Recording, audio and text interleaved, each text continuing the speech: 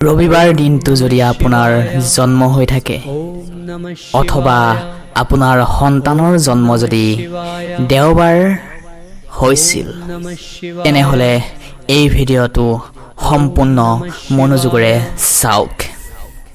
প্ৰিয় বন্ধু বান্ধৱীসকল, এজন মানুহৰ জন্ম কুণ্ডলী তাৰ সম্পৰ্কে সম্পূৰ্ণ গুৰুত্ব থাকে।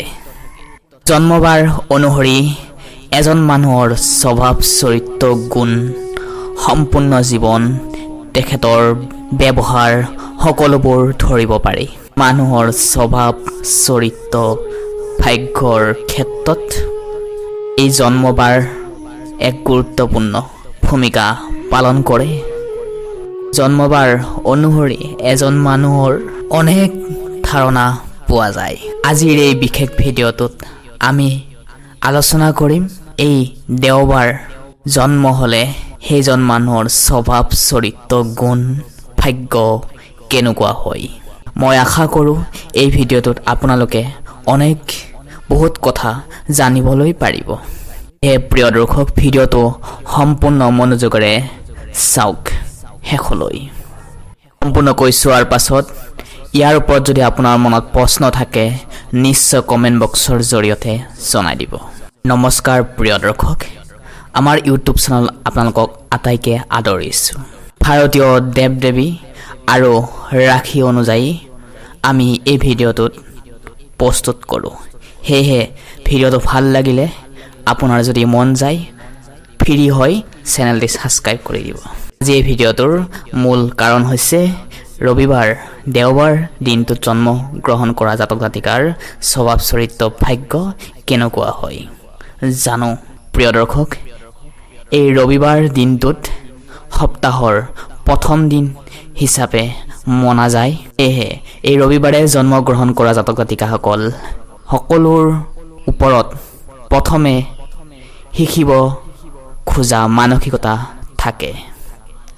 এওঁলোকৰ মাজত সাহস শক্তি মানসিক শক্তি আত্মবিশ্বাস মনোবল দেখা পোৱা যায়। এই ৰবিবাৰ দিনটো যিহেতু প্ৰিয় দৰ্শক সূৰ্য নাৰায়ণ বিবেচিত হয়, তাৰ কাৰণে ৰবিবাৰে জন্মগ্ৰহণ কৰা জাতক জাতিকা সকলৰ ওপৰত সূৰ্যৰ প্ৰভাৱ এই ভক্তসকলৰ ওপৰত বহুত বেছি দেখিবলৈ পোৱা যায়। এই ৰবিবাৰ দিনটো জন্মগ্ৰহণ কৰা জাতক জাতিকাসকলৰ জন্ম কুণ্ডলীত যদি সূৰ্যৰ প্ৰভাৱ থাকে সেইজন ব্যক্তিৰ জীৱন সফল হ'ব। দেওবাৰে জন্মগ্ৰহণ কৰা লোকে সদায় লিডাৰ হ'বলৈ চেষ্টা কৰে। কাৰো আণ্ডাৰত কাম কৰা এওঁলোকৰ পচন্দ নহয়।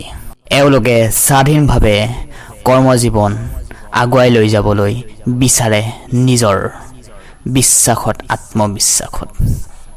সাধাৰণভাৱে ক'বলৈ গ'লে এওঁলোকে অন্যায় হিংসা অবিচাৰ অসৎভাৱে উপাৰ্জন মদ্যপান এইবোৰ এওঁলোকে পচন্দ নকৰে। এবাৰ যদি বিশ্বাস ভাঙি যায় সেইজন মানুহৰ পৰা আঁতৰি আহে। এওঁলোকৰ এটাই মনত প্ৰশ্ন, যদি জানটো যায় যদি যায়, কিন্তু এওঁলোকৰ সন্মান হানি যোৱাটো কেতিয়াও নিবিচাৰে।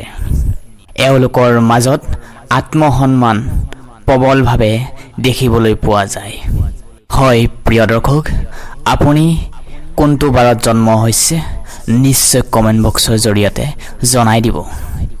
এওঁলোকৰ নিজৰ বুদ্ধি বিবেক লগাই যিকোনো কাম কৰিবলৈ আগবাঢ়ে। কাৰো আণ্ডাৰত থাকি কাৰো কথা শুনিবলৈ এওঁলোকে পচন্দ নকৰে। কেতিয়াবা বাস্তৱ জীৱনত ভুল পথত যোৱাৰ কাৰণে এওঁলোকে মানসিকভাৱে দুখ পায়, হাৰি যায়।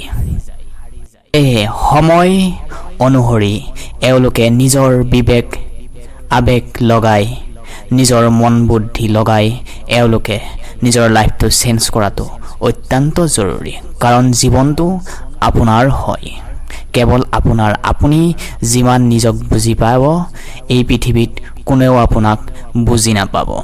সেয়েহে নিজক বুজক আৰু নিজক জানক আপুনি কোন এক আত্মা আহিছে পৃথিৱীত যাব লাগিব এদিন পৃথিৱীৰ পৰা অকলে সেয়েহে জীৱনটো অকলে আৰম্ভণি কৰক আৰু এটা কথা এনে কৰিলে ৰবিবাৰ দিনটো জন্মগ্ৰহণ কৰা জাতক জাতিকাসকলে ভাগ্য প্ৰচুৰ পৰিমাণে সলনি হৈ পৰিব ৰবিবাৰ দিনটোত জন্মগ্ৰহণ কৰা জাতক জাতিকাসকল বহুত বুদ্ধিমান হয় আৰু এওঁলোকে কম কথা ক'বলৈ পছন্দ কৰে বহুত অযথা কথা ক'বলৈ ভাল নাপায় এওঁলোকে নিজক বিশ্বাস কৰে আৰু ঈশ্বৰক বিশ্বাস কৰে এওঁলোকে ৰূপে গুণে সুন্দৰ হয় ওম নমঃ শিৱায় ওম নমঃ শিৱায় কমেণ্ট বক্সত ভক্তি মনেৰে ওম নমঃ শিৱায় নহ'লে জয় সূৰ্যদেৱ নাম উচ্চাৰণ কৰক এওঁলোকে পূজা পাঠ কৰাটো বহুত বিশ্বাসী হয় দেওবাৰে জন্মগ্ৰহণ কৰা জাতক জাতিকাসকল ওচৰত থকা মানুহক খুব এটা বিশ্বাস কৰে আৰু ভাল পায় যদি কোনোবাই এওঁলোকক বেয়া আচৰণ কৰে তেনেহ'লে গোটেই লাইফ আধা সময়লৈকে এওঁলোকে কিন্তু মনত ৰাখে এওঁলোকে যিমান সোনকালে খং উঠি যায় ঠিক তেনেদৰে এওঁলোকৰ সোনকালে খংটো কমিও যায় ৰবিবাৰে জন্মগ্ৰহণ কৰা জাতক জাতিকাসকল খুব এটা ভাগ্যশালী হয় অৰ্থৰ অভাৱ কেতিয়াও নাহে এওঁলোকৰ জীৱনত নিজৰ ৰোজগাৰ কৰি যিটো ধন ইনকাম গোটাই সেই হিচাপে এওঁলোকে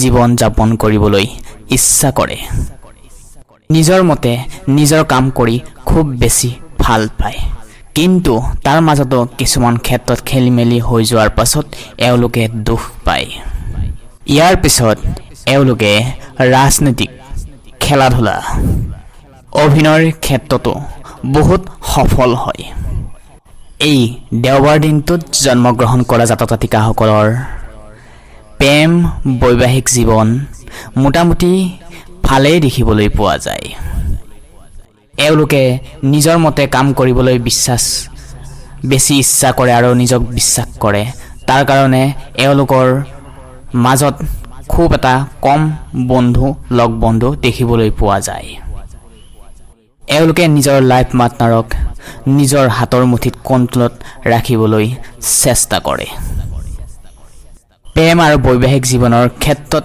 ইনচিকিউৰ ফিল কৰি থাকে প্ৰেমৰ ক্ষেত্ৰত সলনি হৈ এওঁলোকে যাক ভাল পায় তাৰ লগত বৈবাহিকৰ ক্ষেত্ৰত সম্পৰ্ক গঢ়ি তোলাও দেখা পোৱা যায় ৰবিবাৰ দিনটোত জন্মগ্ৰহণ কৰা জাতক জাতিকাসকলে ৰোগ ভোগ কমি থাকিলেও এওঁলোকে স্বাস্থ্যৰ ক্ষেত্ৰত চকুৰ সমস্যা উক্ত ৰক্তচাপ ক্ষেত্ৰত এওঁলোকে ভুগি থাকে যিহেতু ৰবিবাৰ দিনটো ভগৱান সূৰ্যদেৱৰ দিন হিচাপে গণ্য কৰা হয় ৰবিবাৰ দিনটোত জন্মগ্ৰহণ কৰা জাতক জাতিকাই প্ৰত্যেক দিন সূৰ্যদেৱক গা ধোৱাৰ পাছত সূৰ্যদেৱক জল অৰ্পণ কৰে তেনেহ'লে এওঁলোকে জীৱনত সকলো সমস্যাৰ পৰা বাধা অতিক্ৰম কৰিবলৈ সফল হ'ব অথবা এই ৰবিবাৰ দিনটোত যদি আপুনি ব্ৰত উপবাস থাকে অথবা নিৰামিষ আহাৰ গ্ৰহণ কৰে অথবা দুখীয়া শ্ৰেণী মানুহক দান দক্ষিণা কৰে তেনেহ'লে আপোনাৰ কল্যাণ হ'ব ৰবিবাৰ দিনটোত জন্মগ্ৰহণ কৰা জাতক জাতিকাই 18 বছৰৰ পাছত বিবাহ বাৰুৰ ক্ষেত্ৰত আগবাঢ়ি যায় 18 বছৰৰ পাছত বিয়া হ'লে এওঁলোকে শ্বশুৰবাৰী বা বিবাহিত লাইফৰ ক্ষেত্ৰত এওঁলোকে সহায় সহযোগিতা পায় এওঁলোকৰ সন্তানৰ ক্ষেত্ৰতো বহুত এটা সফল হয় ৰবিবাৰ দিনটোত জন্মগ্ৰহণ কৰা জাতক জাতিকাৰ শুভ বাৰ হৈছে ৰবিবাৰ, সোমবাৰ আৰু বৃহস্পতিবাৰ। হয়, সোমবাৰ দিনটো হৈছে মহাদেৱৰ প্ৰিয় বাৰ আৰু বৃহস্পতিবাৰ হৈছে গুৰুবাৰ।